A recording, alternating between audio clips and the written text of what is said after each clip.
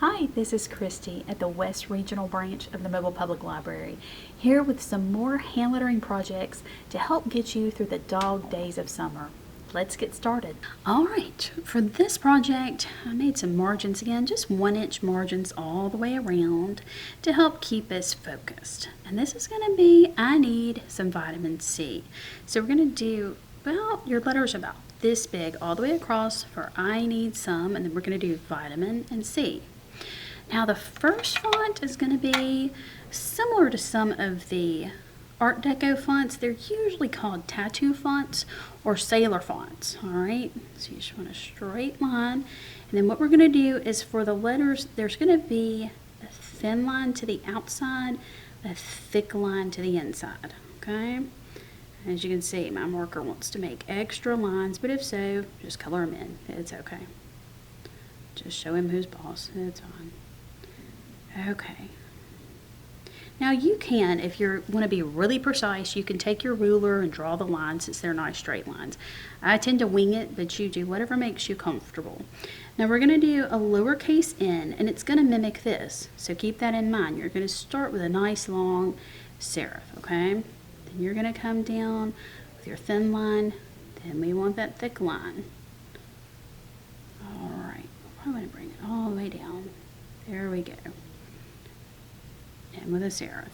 Now curve up. Regular downstroke there. So now our E's are going to be a little bit tricky, okay? Start here with your E. Come around, but make sure you swing out so that you leave a space in there. That space is going to give us room to do this line. Good news is you get to see it again since we've got a double E going on, okay? So there you go. There is your E. We're going to do something very similar with the D. So make like you would a C. Come around with a thick line. Just clean it up a little. So then, of course, your first line for the D stem is going to be thin, all right? And you might want to go ahead and do your serif. It just kind of helps keep me on track. And your thick one, your serif on the bottom. And just go in and fill in any gaps. Now the S is really tricky still, okay? So when you go to make your S, sort of swing way out. Make it very curvy.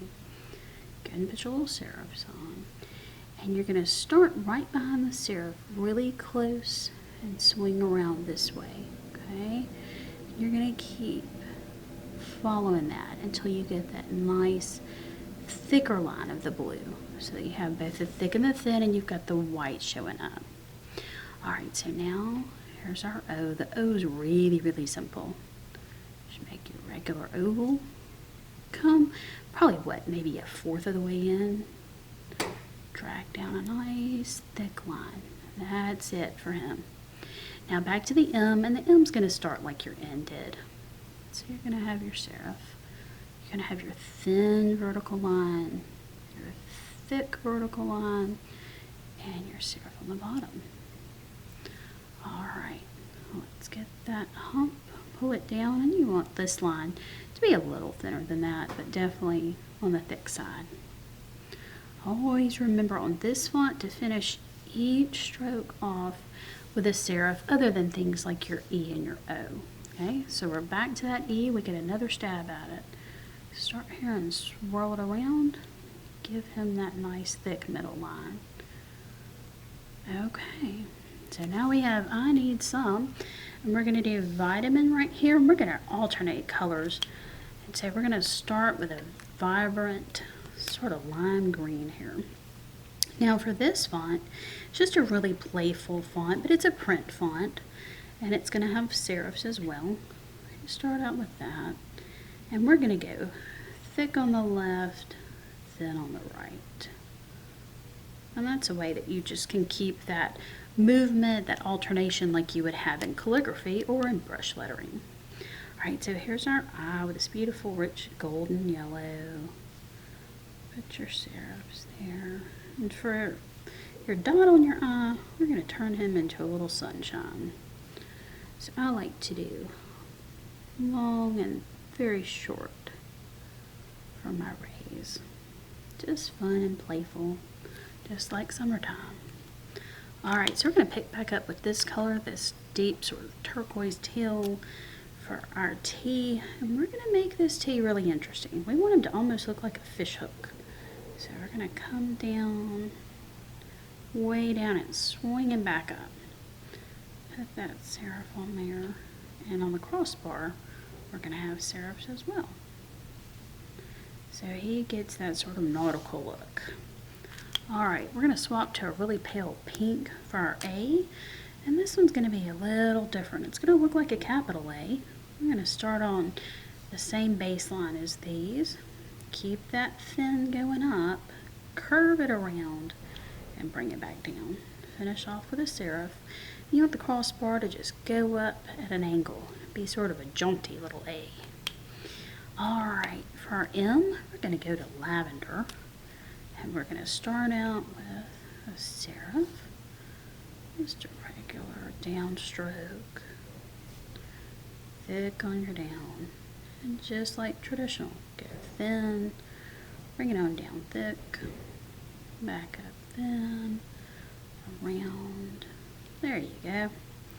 Now go into that coral that we've been using and make sure that your eye matches that first eye. Okay, except this time for the dot, instead of putting a sunshine, we're going to put a little starfish. Now I've already confessed to you all previously, I am not the world's best at drawing freehand stars, which is good when it comes to starfish because they can be as sort of goofy as you want them to be. And add in some little dots for texture. And then now we're going to go to our lovely turquoise for our N. And your N's going to just match everything else.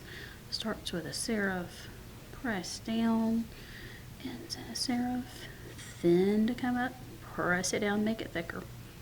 And we're done. So there's vitamin. Now we want C. And we're going to make C in a traditional fluid script font. And you're going to come down here because you want this to be really swirly. Capital S. Go up high.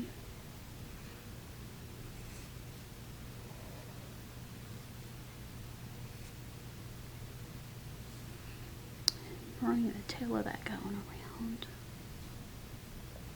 I'm going to do a little cleanup because my marker's a little shaky. Sometimes when your markers get old, they don't want to cooperate, and you just have to just work with what you got.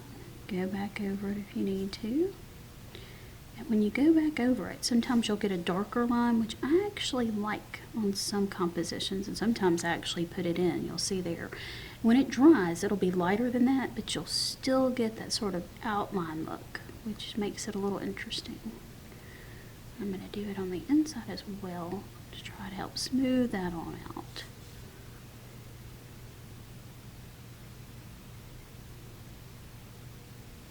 All right, so there you are for all of you who love the ocean. I need some vitamin C. Thanks for watching and have a great day.